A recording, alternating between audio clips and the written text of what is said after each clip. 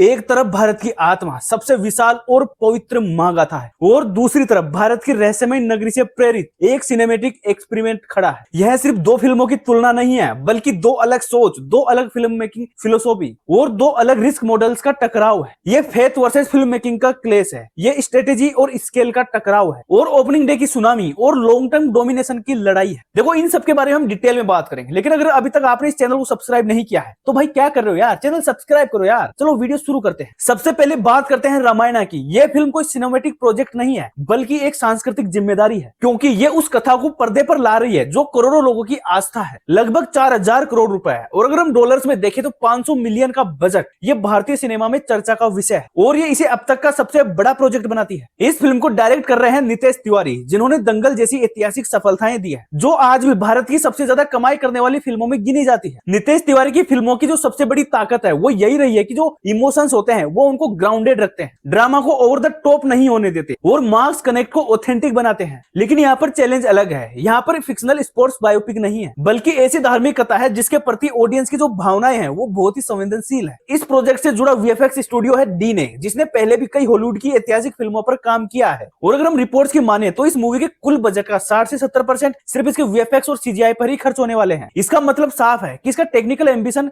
Hollywood level का रखा गया है। लेकिन जितना बड़ा एम्बिशन होता है उतना ही बड़ा रिस्क भी छुपा होता है, क्योंकि अगर इतना बड़ा प्रोजेक्ट थोड़ा सा भी डगमगाता है तो उसकी गिरावट और उसकी चर्चाएं भी उतनी ही तेजी से होती है। हम रामायण के ऊपर एक मूवी पहले भी देख चुके हैं, जिसके मेकर्स ने क्रिएटिव लिबर्टी के नाम पर ऑडियंस को जो ट्रॉमा दिया है वो हम आज तक नहीं भूल पा रहे। और फिर जब मार्केट में फिर से चर्चाएं चालू होती है कि उसी सेम टॉपिक पर इतने हाई बजट की एक मूवी एक और आ रही है, तो हमें लगता है कि शायद एक बार फिर से कुछ नया और अच्छा देखने को मिल जाएगा और जो ऑडियंस की एक्सपेक्टेशंस होती है वो इसका हाई होती है और मार्जिन ऑफ एरर लगभग 0 होता है। ऐसी मूवीज का जो ओपनिंग डे होता है उनको लगभग मेसी ओपनिंग डे माना जा सकता है। फेस्टिव रिलीज स्ट्रेटेजी इसको और भी ज्यादा एक्सप्लोसिव बना सकती है। अब देखो, ऐसी मूवीज के अंदर जो फिल्म मेकर्स होते हैं, अगर उनकी नीयत साफ होती है और उनकी आस्था उस मूवी से रहती है तो वो अपनी इस मूवी के दम पर जो सिंगल स्क्रीन थिएटर्स होते हैं ये उनको मंदिर में कन्वर्ट कर सकती है। लेकिन लॉन्ग रन में टिका रहना कंटेंट की क्वालिटी डिसाइड करती है, ना कि उसकी हाइप और उसका स्केल। अब हम दूसरी तरफ आते हैं राजामौली की वाराणसी की तरफ, जो अभी तक मिस्ट्री के ओरा में लिपटी हुई है और हाइप से ज्यादा विजन पर खेलती हुई दिखती है। और इस मूवी को डायरेक्ट कर रहे हैं एसएस राजामौली, जो उनकी ब्रांड वैल्यू है वो कई सारी स्टार से भी कई गुना ज्यादा है। मतलब जब भी फिल्म बन रही होती है तब कोई भी ये नहीं पूछता कि इसमें हीरो कौन है, बल्कि वो ये पूछते कि इसमें एसएस राजामौली है। और जब सबको पता लग जाता है कि इसके अंदर एसएस राजामौली है तो कोई भी एक्टर के नाम से मूवी देखने नहीं जाता, बल्कि वो सिर्फ एसएस राजामौली का नाम सुन के ही थिएटर में चले जाते हैं कि अगर इन्होंने कुछ भी बनाया है तो वो कोई भी नॉर्मल नहीं होगा, वो ऑर्डिनरी नहीं होगा, जो भी होगा वो हमारी सोच से ऊपर होगा। उन्होंने बाहुबली 2, आरआरआर जैसे ग्लोबल फिनोमिना दिए हैं, जिनकी रीच भारत से भी बाहर बहुत ज्यादा गहराई तक गई है। राजामौली की जो सबसे बड़ी ताकत है वो ये नहीं है कि वो फिल्म बनाते हैं, बल्कि उनकी सबसे बड़ी ताकत है कि वो फिल्म को एक सिनेमैटिक इवेंट में क्रिएट कर देते हैं। उनकी जो मार्केटिंग स्ट्रेटेजी होती है वो हमेशा मिस्ट्री क्रिएट करने पर रही है, ताकि लोग इंटरनेट, सोशल मीडिया, हर जगह पर वही सर्च करें कि आखिर राजामौली कर क्या रहे हैं, आखिर ये जो भी बता रहे हैं, जो भी दिख रहा है, आखिर इसके पीछे का लॉजिक क्या है, जिससे वो मूवी अपने आप ही सर्चिंग में हाई रैंक पर चली जाती है। अगर आप उसको परफेक्ट एग्जांपल चाहिए तो बाहुबली 1 तो आपने देखी ही होगी, जिसके अंदर पूरा देश, पूरी दुनिया क्या सर्च कर रहे थे, लोग उनसे क्या पूछ रहे थे कि कटप्पा ने बाहुबली को क्यों मारा, और सिर्फ इस एक सवाल ने पूरी ऑडियंस को 2 साल तक एंगेज रखा था। अब देखो, अगर हम रिपोर्ट्स की माने तो वाराणसी आईएमएक्स रेशियो में शूट हो रही है। अब देखो, यहाँ पर इंडिया में आईएमएक्स स्टूडियोज एक भी नहीं है फिलहाल, लेकिन जो विदेशों में जो आईएमएक्स स्टूडियोज होते हैं, जो रेशियो होता है उसके अकॉर्डिंग इस मूवी को शूट किया जा रहा है। और इसी का प्रभाव है कि आईएमएक्स अब पहला स्टूडियो इंडिया में खोलने जा रहा है। इसके अंदर large scale world building, CGI environment, mythic undertones और पॉसिबली कॉमिक जैसी इमेजिनरी चीजें शामिल हो सकती है। इसका संकेत यह देता है कि ये कोई सिटी बेस्ड ड्रामा नहीं होगी, बल्कि एक ग्रैंड एडवेंचर तक जा सकती है। ये फिल्म क्लास और मास ऑडियंस दोनों को टारगेट करती है, खासकर मल्टीप्लेक्स और प्रीमियम लार्ज स्केल स्क्रीन में इसका एज मजबूत हो सकता है। अब अगर इमोशंस को थोड़ी देर साइड में रखें, हम प्योर अगर बिजनेस एंगल से देखें तो जो ओपनिंग डेज हैं उसके अंदर रामायण भारी पड़ सकती है, क्योंकि फेथ ड्रिवन प्रोजेक्ट्स भारत में हिस्टोरिकली मजबूत होते हैं और रिकॉर्ड ब्रेकिंग वीकेंड भी संभव है। और दूसरी तरफ वाराणसी की ओपनिंग डिसेंट से स्ट्रॉन्ग हो सकती है, लेकिन उसका असली खेल वर्ड ऑफ माउथ और सस्टेन्ड बज पर निर्भर करेगा। और अगर हम इसे लाइफ टाइम पर्सपेक्टिव से देखें, रामायण मूवी को सेफ और प्रॉफिटेबल जोन में आने के लिए उसे कम से कम 500 से 600 मिलियन डॉलर की कमाई करनी ही पड़ेगी, खासकर इसे अगर मल्टी पार्ट स्ट्रेटेजी के प्लान के रूप में तैयार किया गया है। जबकि वाराणसी 300 से 400 मिलियन डॉलर के अगर रेंज में आ जाती है तो भी वो प्रॉफिटेबल हो जाएगी। और ये सारी चीजें डिपेंड करती है डिस्ट्रीब्यूशन मॉडल और इनकी जो रिकवरी जो स्ट्रक्चर है उसके ऊपर। अगर रिस्क रेशियो की बात करें तो रामायण यहाँ पर हाई रिस्क और हाई रिवॉर्ड मॉडल पर खड़ी है, जबकि वाराणसी स्ट्रेटेजिक रिस्क और कंट्रोल्ड डैमेज फ्रेमवर्क पर खड़ी है। अब यहाँ पर ऑडियंस डायनामिक्स भी बहुत ज्यादा हैम हो जाते हैं। अगर हम सिंगल स्क्रीन की बात करें तो रामायण यहाँ पर